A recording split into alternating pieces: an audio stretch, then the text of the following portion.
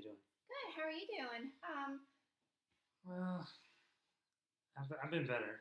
Okay. So I know at our last session you said that you had a job interview this past week. How did that go? Well, I prepared for the job interview. I thought of all the questions they may ask, and when I went in there, I got nervous. I started sweating, just anxious, and and so evidently I blew the interview because I didn't get the job. Okay. So not getting the job made you feel pretty hopeless, huh? Yeah, I felt hopeless, helpless, inadequate. Just felt like giving up. Like there was no point in even trying because I just had all this stress on me to provide. I've got one child at home, and I've got twins on the way, and we can't afford daycare, and so my wife stays home and is going to be keeping all three kids.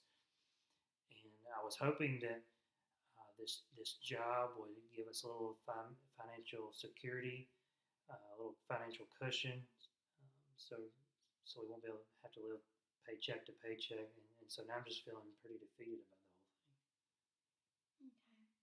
I hear you say, that you eventually feel inadequate, and I hear that. But what are some things that you're good at, Isaac, that you do very well? Well, some people say I'm a good father, and I try to be a good dad and a good husband, um, and I guess I do some things well at work. I'm not perfect, but I try to do some things well. Okay.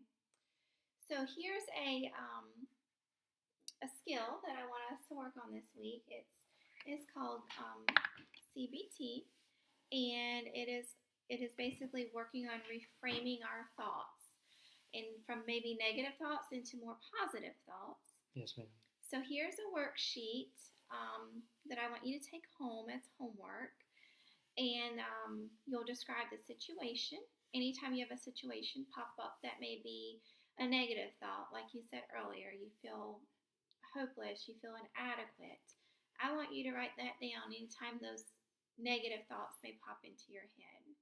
Okay. And I want you to pop in the automatic thought that goes along with that, okay? And how that makes you feel, your emotions to that thought. Um, I want you to find some evidence that supports that thought. Anything you think that may support the thought that you're inadequate or that you're stupid or anything like that. And evidence that doesn't support it, like the fact that you've been at your job 10 years. That's evidence that doesn't support that you're inadequate. And maybe an alternate thought to the negative thought.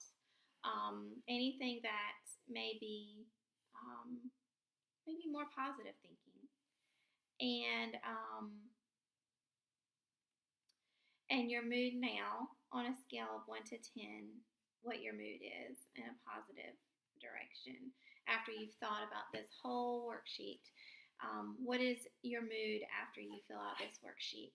You think you can do that this week and work on that and bring it with you to the next session? Yes, ma'am. I do think this will help because when you told me um, about when you reminded me of some of the things that I can do well, it made me realize, at least for the moment, that I'm not totally inadequate. There are some things I can do well, so maybe this will help. Sure. And I will see you next week, Isaac. All right. Have a good week. Thank you, Ms. Pitts.